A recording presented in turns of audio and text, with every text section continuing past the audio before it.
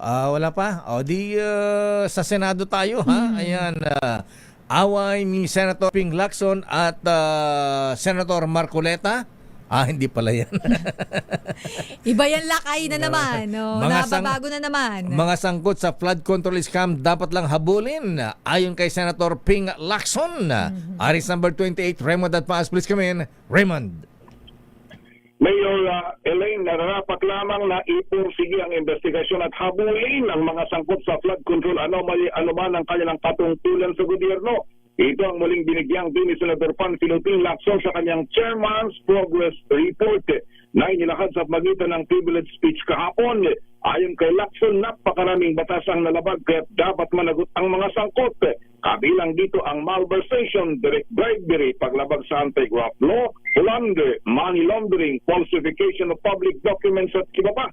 Sinagot din ang mga batikos sa kanya gaya ng hindi pagpilit na humarap sa hearing ng Senate Blue Ribbon Committee si dating House Speaker Martin Romualdez na iginigit ni Senator Rodante Marcoleta.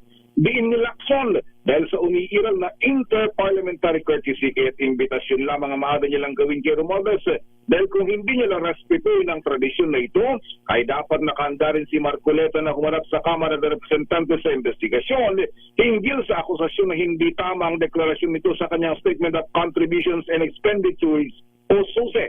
Aminado si Lacson na recommendatory lamang ang kanilang report, ngunit marami na sa kanilang mga rekomendasyon ang nangyayari na sa ngayon. Hindi nagpaunlak ng interpelasyon si Lacson dahil hindi pa naisusumiti sa Bills and Index ng Senado ang kanyang partial committee report hinggil sa flood control anomaly dahil ito pa lamang ang pumipirma at kulang ng dalawa para makuha ang siyam na kailangan. Dahil ito si Senador Ping Lacson. Mr. President, this report is a referral and reform package. Simple lang, imbestigahan ng legal, alamin kung ano nangyari, bawiin ang kaya pang bawiin at ayusin ang batas para hindi doble bayad ang Pilipino sa buwis at sa dilubyo ng baha.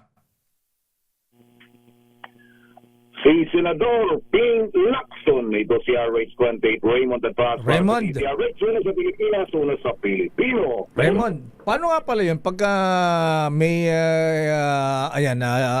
sa mga investigasyon na may i-recommend ng kakasuhan, saan nire-recommend din? Sa ombudsman, sa korte? Paano ang procedure dyan?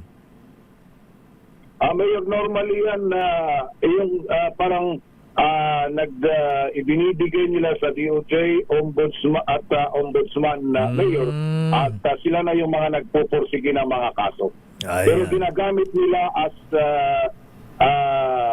kumbaga ginagamit na batayan kung ano man yung report ng committee dahil kompleto naman yun ng mga dokumento pati yung mga testigo mayor. Ayun, yun pala yan. So paano yan?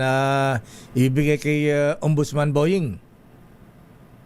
Yun yung gusto niyang mangyari, Mayor. Pero sabi nga niya, doon kasi sa unang partial committee report ay meron ng mga rekomendasyon doon at yung iba ay nangyayari na daw. Ang kumikilos ng ombudsman, kumikilos na ang DOJ, kasama na hindi ligtas yung kanyang mga kasamahang senador na inugnay sa issue ng flood control. Ayan. Okay nga, Rod. Maraming salamat, Raymond.